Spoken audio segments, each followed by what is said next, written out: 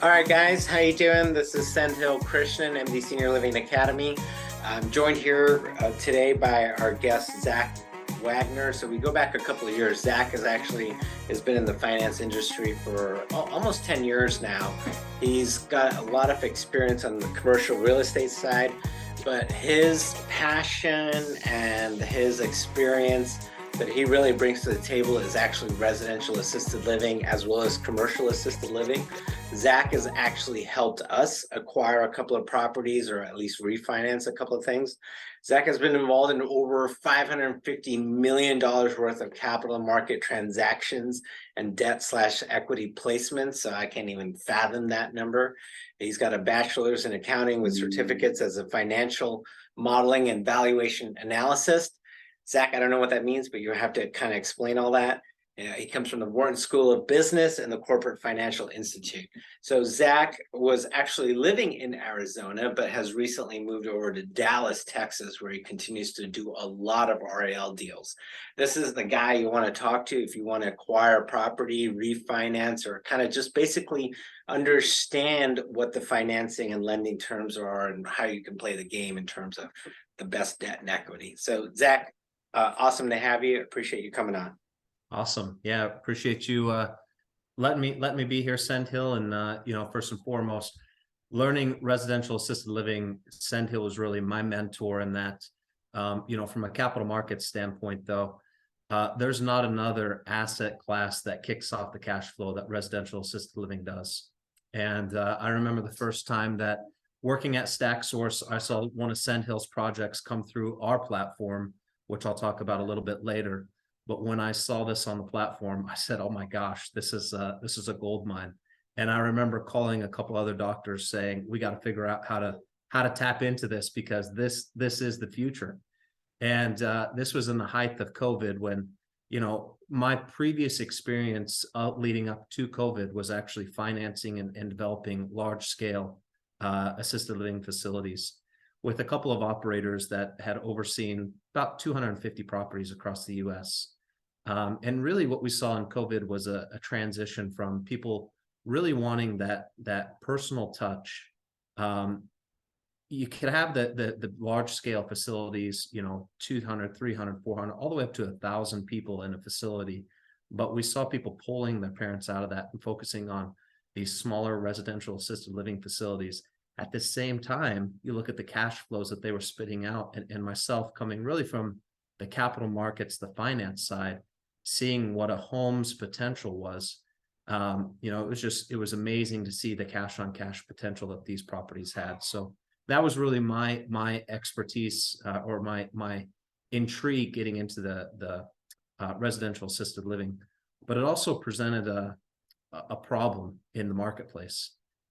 When you're financing residential assisted living, it kind of sits between two asset classes. Is it residential? Is it commercial? What is it? Everyone looks at it a little bit different. And that was, about 2 years ago, we started seeing this dislocation where banks would say, well, we can't really underwrite it that way. It doesn't look like a residential property, but it is a residential property. So everybody was kind of confused and people were underwriting it in a lot different ways. And it was becoming apparent to us that we need to start working with debt fund providers, creating these financing tools. And so we've been working actually with a HUD provider to provide permanent financing for portfolios of these residential assisted living properties. And I think Sendhil's portfolio is one of the first that will go through that. Sendhil, correct me if I'm wrong, but we're working on that right now. The other thing that we've been doing and that's a full refinance of that. I mean, this is one of the beauties of residential assisted living is to be able to do a refinance, not just on the property, but also the business itself. Yeah, so I think let's kind of break down the financing into two tranches of capital. The first is going to be at the acquisition, and how do you acquire a property? And obviously recognize the cash flow, and then how can you stabilize the property and continue to recognize those cash flows. And so, StackSource, obviously, the company that I work for, we focus on both of those, so the acquisition and the stabilization. And they can be one loan for both of them or two separate lenders for each. So we've worked with a lot of private lenders, family offices, and individual check writers to write the check for the acquisition up front. Again, when you underwrite one of these properties, the difficulty that we have, or a lot of lenders have, is wrapping their minds around, is it residential or is it commercial? If you underwrite it as a commercial property, you're going to have a cap rate and a valuation that comes in sometimes 5, 6, 7, 8, 9, $10 million. But then when they underwrite it and they look at it as a residential property, that valuation can come in a lot lower than really in reality what you're buying that property for. So we have to look at it as two separate entities, a business and real estate.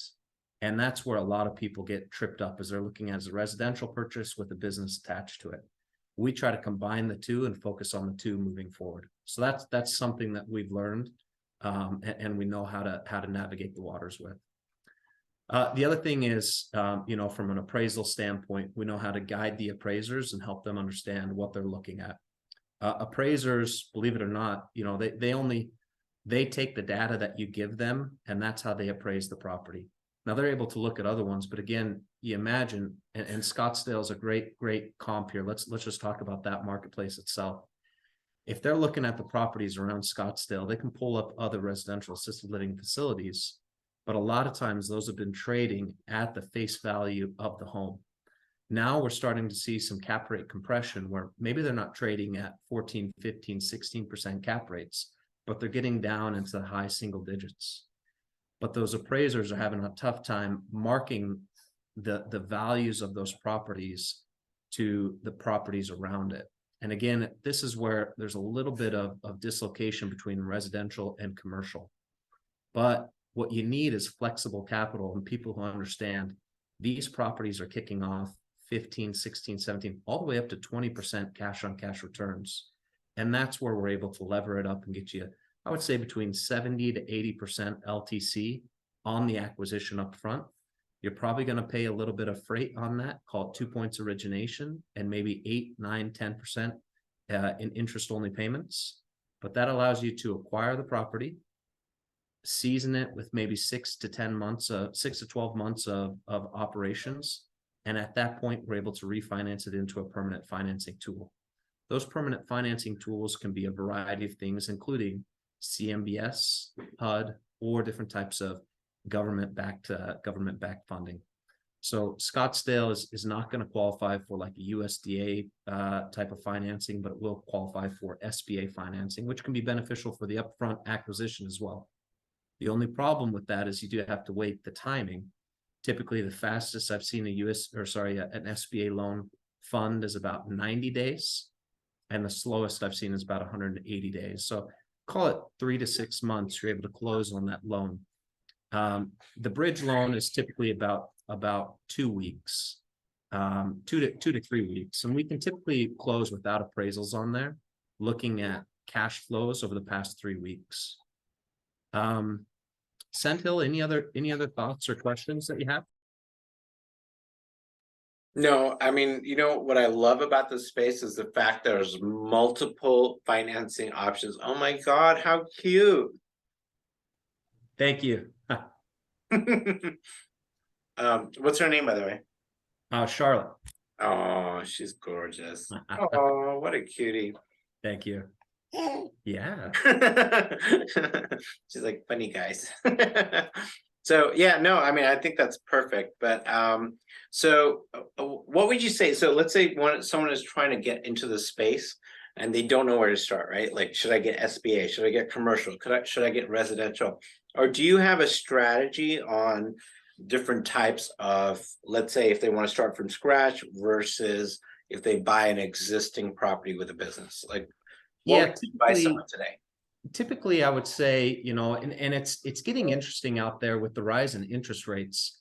Debt funds and SBA loans are actually, there's it used to be a pretty large spread between their pricing, but we're starting to see that spread become even tighter. And so as an example, I've got some debt funds that are 10 to 12%, and SBA loans now are, call it 8 to 9, maybe 10%. So, here's the trade-off.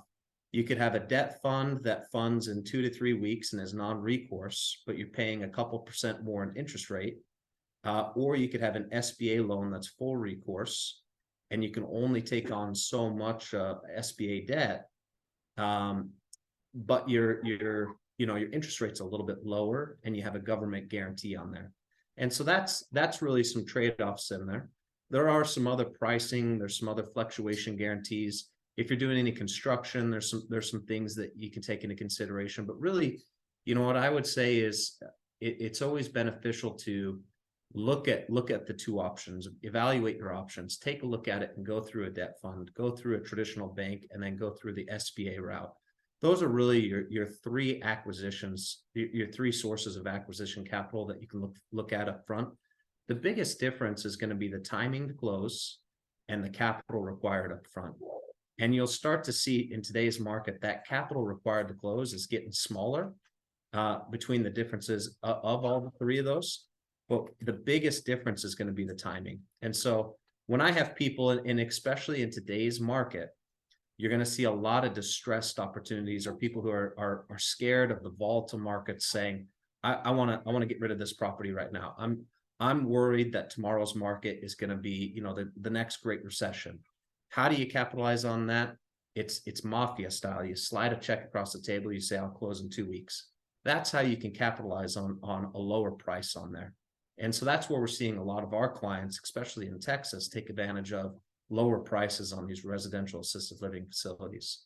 Close with a bridge loan, negotiate maybe a 20 to 25% price reduction, pay the freight to get it closed, and then refinance it into a permanent financing tool from there.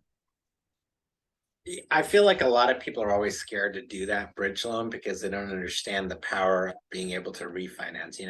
It's like you want to always try to lock in like the longest term debt at the best rate, but they don't understand that many sellers would look at it like, oh, wow, this guy, maybe the terms aren't the greatest, but this guy will close within 2 weeks guaranteed. Yeah. And then you can refinance and then do whatever beyond that. Cash is king. And I would say, the ability to close quick. I've got clients that are out there using bridge debt to close on these residential assisted facilities. And if they're using bridge debt versus SBA or other permanent financing, they can close on 2, 3, 4 of these in the time it takes one of my clients to close on a single SBA loan. So their portfolio is growing 2 to 3 times faster than my other clients. And at the same time, they're growing their cash flows that much faster. Right. And let's face it. I mean, the cash flows from residential assisted living are large. I mean, you can offset, even if you pay a little bit more, I mean, you're going to make that back, within a few months, right? Compared to, let's say, if you were doing like a apartment complex or something where it's going to take a while to make back that whatever you paid out into. So yes, take a bridge loan, refinance it into something longer. That way you don't miss out on an opportunity that will make you far more in the long run. Absolutely.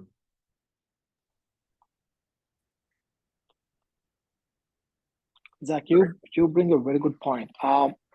So here's our as a first time RAL buyer.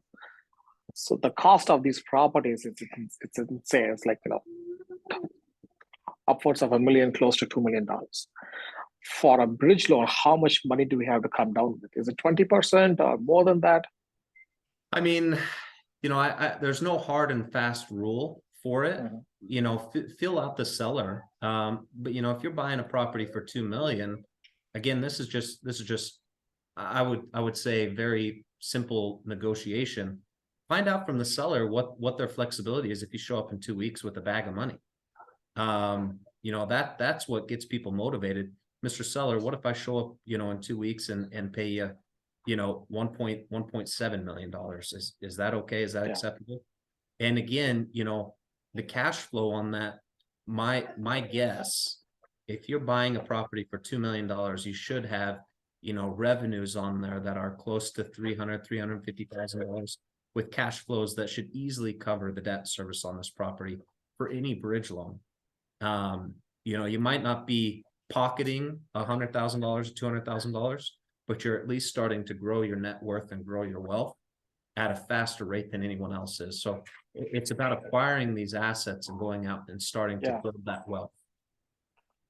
Yeah, and the other concern is like when we refinance, when we close the bridge and go either commercial loan or an SBA loan, with the downward market, like is it going to appraise for 1.7? What if it appraises for less? Then we kind of, if it's a small property, we can eat the cost. But big properties like this, even if it's off by like 50, 100 grand, then we're going to be in the soup for that 100 grand.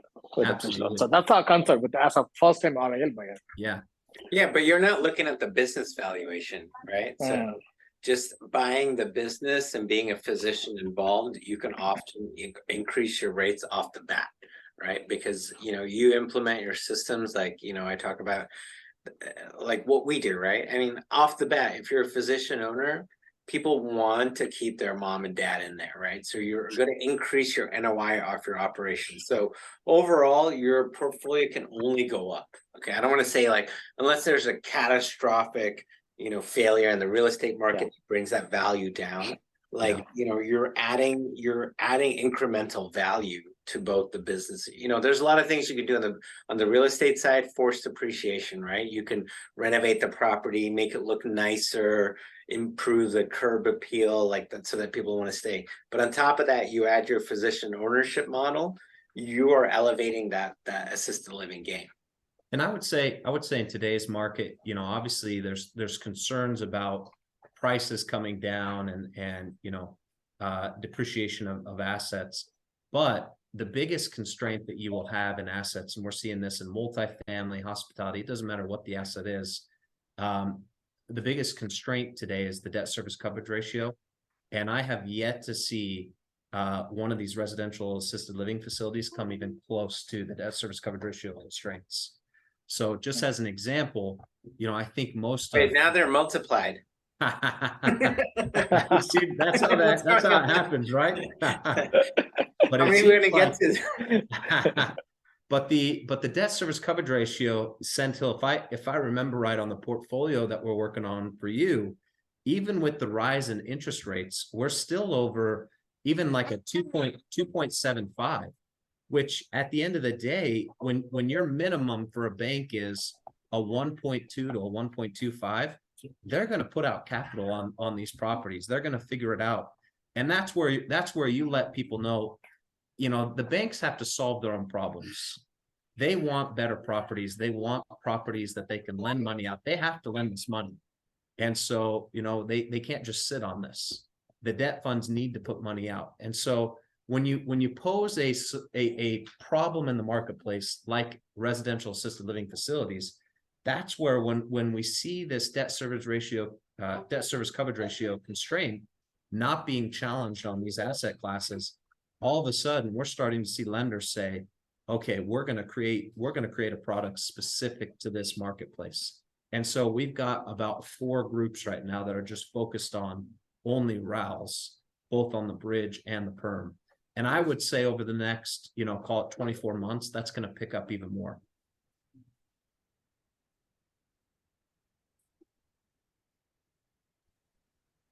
Perfect. Yeah. Oh, so Evan had a question. Does an SBA lender need to see credit history for your Evan? Why don't you go ahead and ask?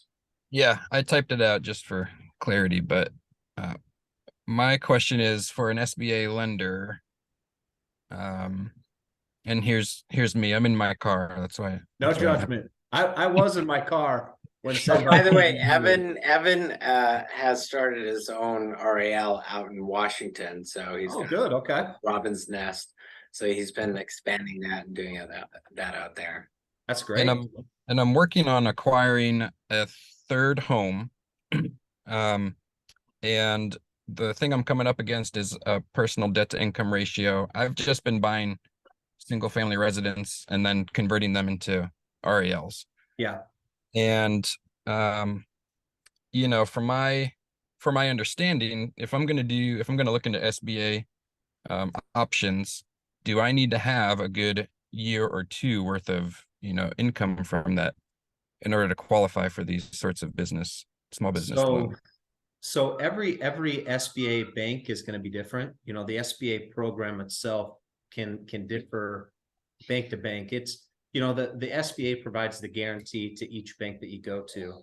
And so what I would say is, you know, if you have a great relationship with a bank that you do deposits with, transactions with, they're probably going to be your best bank to go to, because they're going to know your credit history, your deposit history. They're going to know who you are and see those transactions and say, okay, you know, this is a guy that we'll move forward with. But again, this is kind of the negative part to SBA loans as well, is they're on the personal side of things, where, you know, the goal of this is to try and move this to, you know, a commercial side. And that's kind of this gray area that, you know, we recognize you got to figure this out. And so banks are starting to recognize this and say, okay, let's shift this over here. An easy way to do this. And again, you know, if you're buying another asset, I would be curious if you looked at a private debt fund or even commercial debt on that, looked at it on that side and put it into an LLC, because they're not going to look at your debt to income. That's not even a factor that they look at. Maybe your credit score, depending on the debt fund that you go to, but their underwriting is the property metrics. And so that's the other benefit of looking at these debt funds versus you know, an SBA loan. I've had people who don't qualify for the SBA loan because they've got like let's say a 640 credit score. You know, something happened and they can't get it, but they can go out with debt funds and acquire as much as they can, and no one bats an eye, because these properties have, you know, 2-3x debt service coverage ratio, cash flow that they're kicking off. And so that's, again, that would be one thing that I would look at for you. But again, it differs, your question, it differs bank to bank. Gotcha.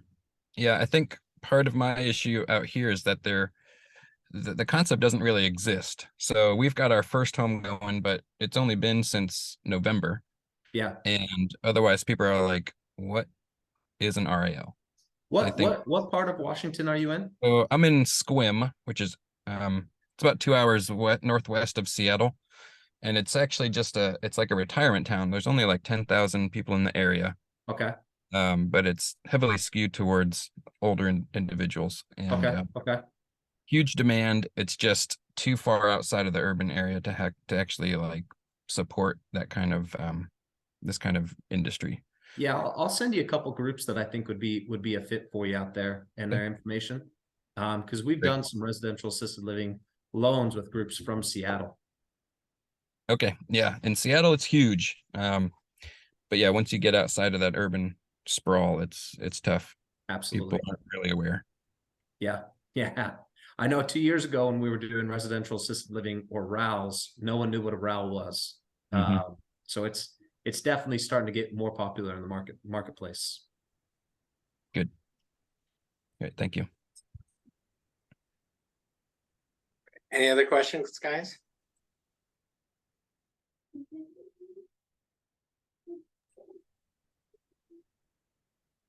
So Zach, thanks for covering all that. Do you have anything else that you want to add in terms of, oh yeah, what do you think about, so, I mean, definitely I feel like it's more of a buyer's market now. It's shifting into that. Have you seen that with the RALs out in Dallas?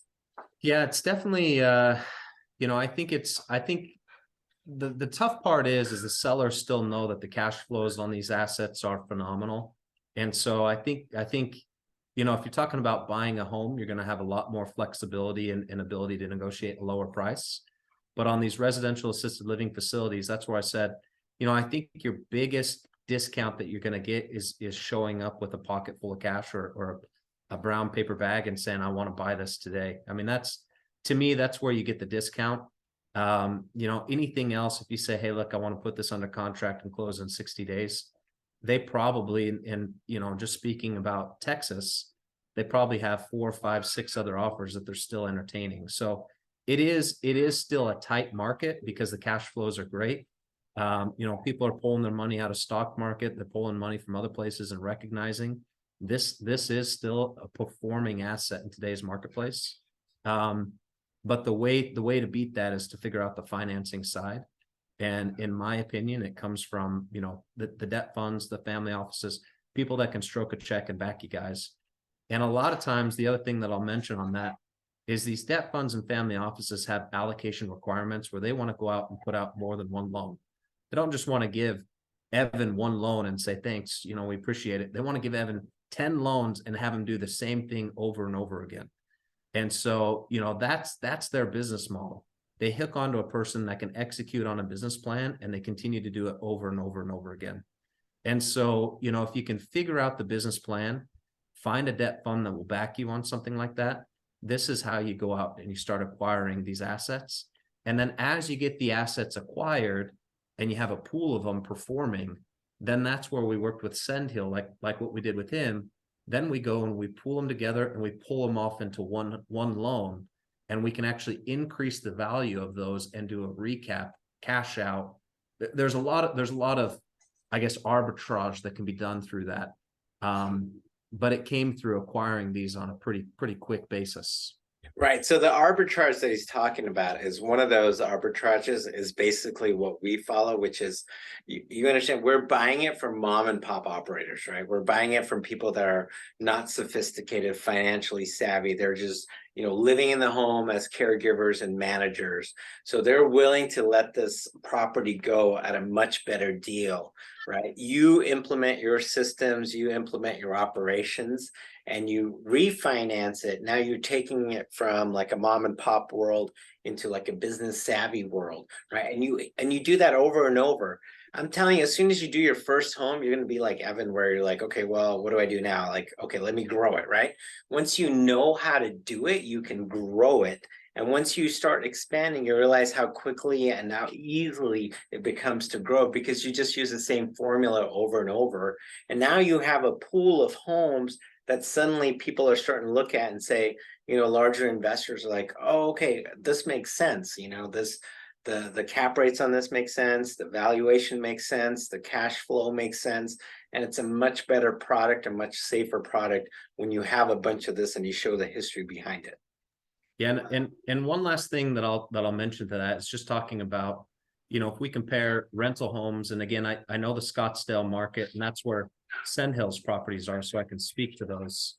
And I apologize, I've got kids wrestling in the background, so there's probably Yeah, that's great. Have them talk too.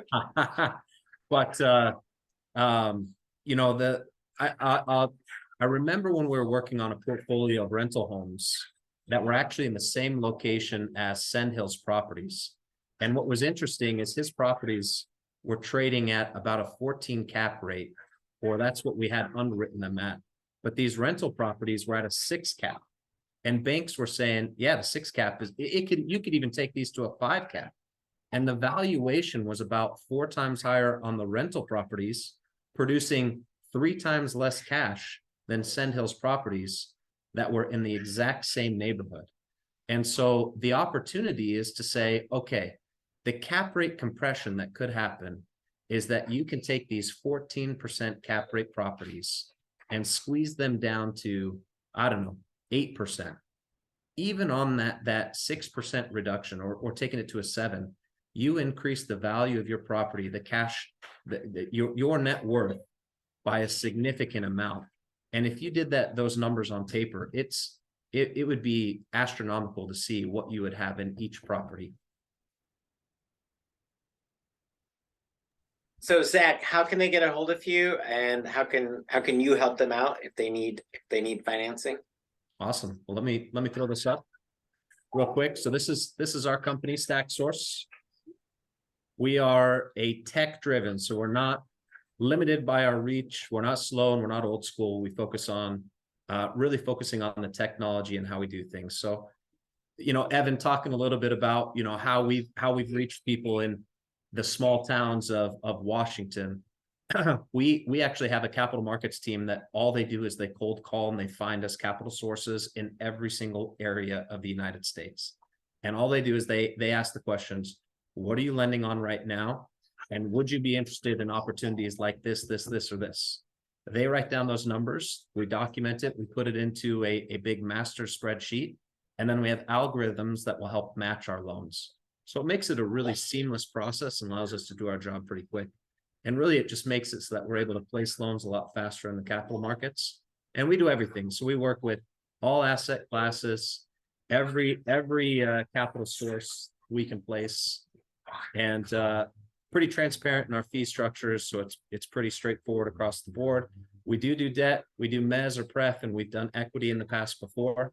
Typically, I'll tell you, these residential assisted living facilities are tougher to do equity for, because our check writers are looking for like $10 million equity checks. They're not looking for $500,000, $750,000. If it's in Texas, I do have equity check writers for those though. These are some of the transactions that we've done. We don't have Sendhil's properties up there. I'll make sure that we get some decks out for those and we can send those around to you. Speaking about our background, this is my partner, Beth. Beth and I bring a lot of experience in senior housing. Her family actually is based out of Washington, and they're the largest senior housing developers in the state of Washington. They use Leisure Care for all their properties, and they've got about 25 properties between Washington and Oregon right now.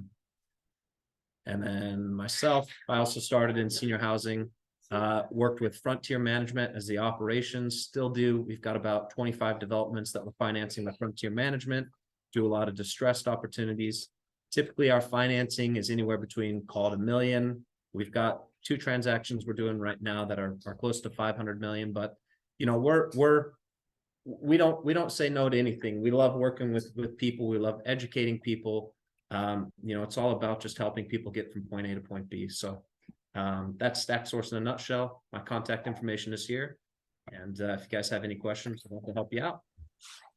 Absolutely love it. Thank you so much, Zach. Do you guys have any other questions?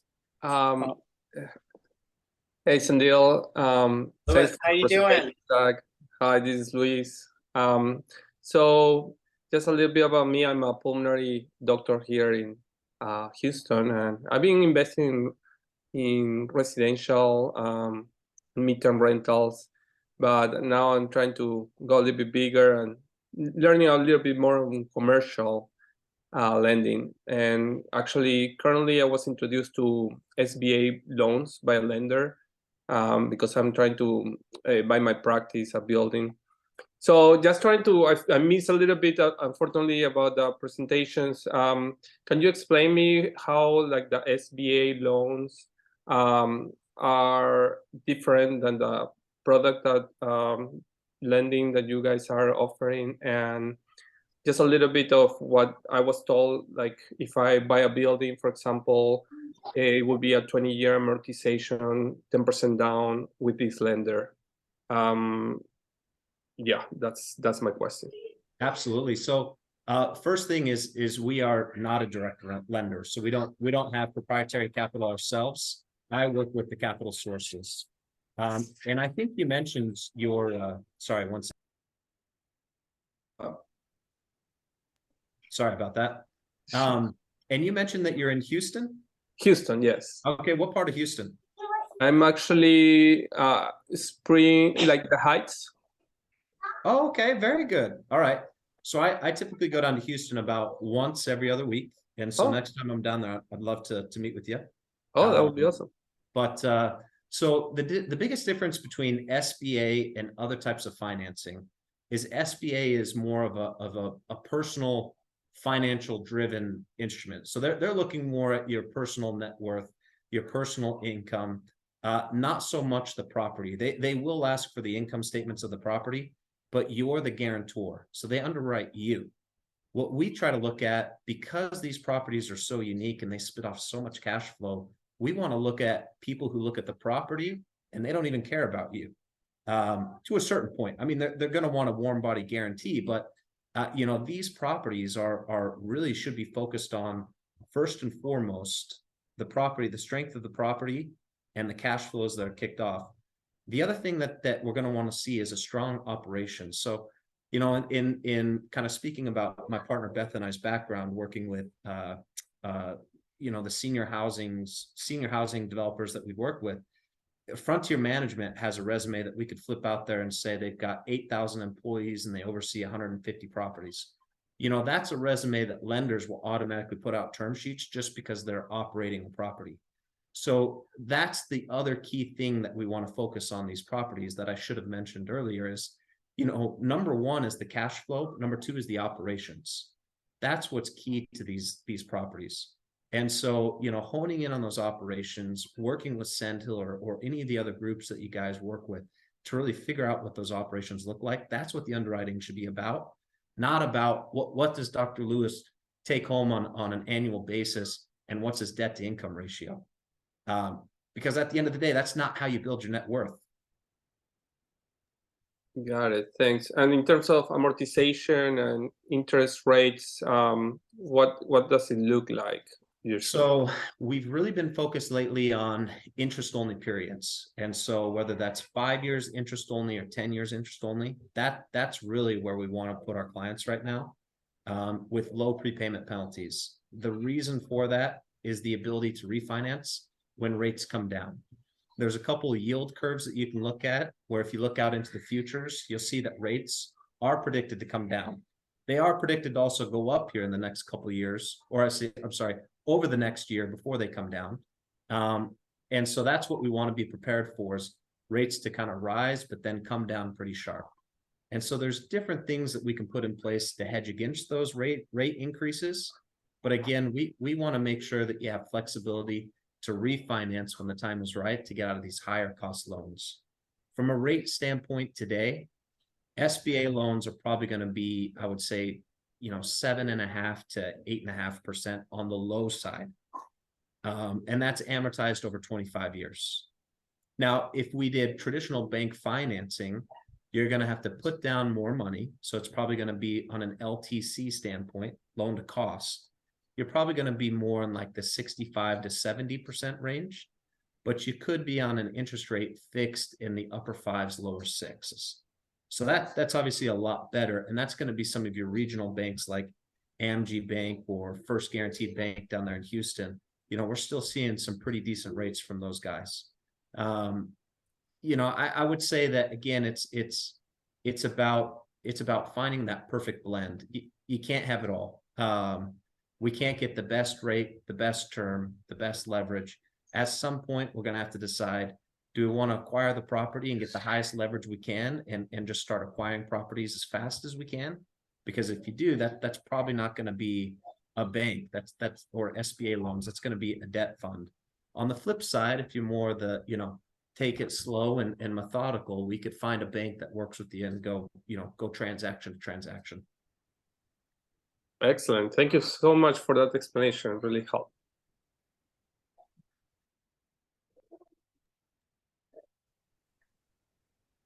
Pratap, you had a question or no? Yeah. No, I was waiting if anybody else had any questions before I hold the mic. So, Zach, no, thanks for taking your time. No, right now I'm under escrow for an RAL, and it's been a long, painful process. We spoke with a couple of lenders, and they promised the world, oh yeah, we can do it 20% down, and then they comes back to me after a month and they say, no, we can't do. We need to put 45% down. So I got to start over, and of course the seller is getting anxious. Like, hey, what is this guy doing? Does he know what he's doing? And why is it taking forever? And it's been a long and painful process, to say the least. So my model always been buy a little distressed property, because I have the time now to buy a little distressed property, kind of stabilize it over a year, and then refinance it to a commercial or an SBA loan. Yeah. So if we go on your model with the hard money bridge loan, buy the property 2 weeks, negotiate aggressively, like 15-20% down, so that we take off the risk of the property getting appraised for low. So when we go commercial, how do you guys appraise it? Do you appraise it only real estate or real estate plus business? Because that's where I'm hitting the wall. Yeah, typically there's going to be two values. You're always going to have a fee simple value, which is going to be based on just the real estate value, and then an income approach. And that's where, we'll work with the bank to make sure that, there's a blend of the two, and we're not just throwing one out and focused on the other. And so as an example, our first go around on these properties, again, in Scottsdale, when we went to a bank, we said, here's what we have. I'm not kidding you. When we say it was $1.2 million on the value of the property and like $4 million on the valuation, that's how big of a disconnect it was. And so finally, after trial and error, we were able to get it to where, maybe we're at like 2.5 in the middle. The other thing that you can do is seller carry. And so in today's market, you know, again, if you can come up and close and say, hey, look, again, here's your cash. You're going to get your cash, and let's give you, let me pay you the going rates on, you know, what things would look like in the marketplace. That's powerful as well. Offer them a seller carry, close the transaction. Now the asset's yours, and then you can take a deep breath and say, okay, here's how we can reevaluate our capital stack. That's the other solution that I'd say is we've used with Sendhil in the past. You know, it's never fun to keep the seller involved. I know that we want to get the sellers out as soon as possible, but sometimes you have to. Yeah, that's what I'm hitting a wall. Now it's a commercial, and the banker is saying, hey, we're going to do an appraisal. We have the property under contract. This is in Scottsdale. It's a little outdated, needs a little DTR, but now we have it under contract for 1.34 million. So this guy is saying, hey, like we have it under contract. I'm going to send an appraisal. If this appraiser appraises the real estate for 1.2, then I'm going to loan you only 20% of that 1.2. You're going to have to come up with 300 cash.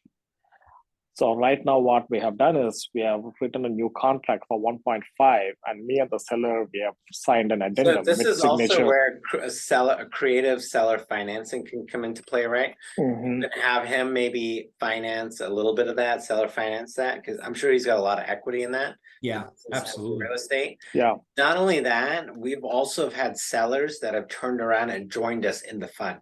Like they sold us the property, and then they part of that portion of what they would have, like we would have paid them, they've actually used as like, you know, joining us into the fund like that we have, right?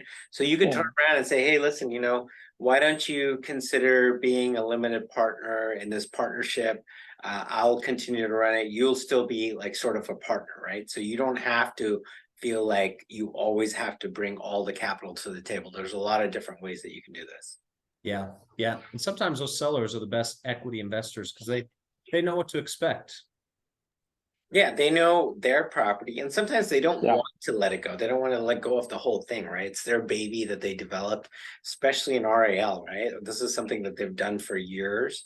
They may feel conflicted. So you say, hey, listen, you know, why don't you continue to invest in this? You can help me run it and grow it, and you can still get passive income while, you know, I bring all the capital to the table. No, but well, anyway, thank you, Zach. I appreciate it. This was a great talk. I put your email up there. The next time we're looking at acquire, we're looking at seller. Oh yeah, perfect, Evan. That's what you should do. I think you can get some great terms out of that, and even consider making them a partner in your homes, like a limited partner.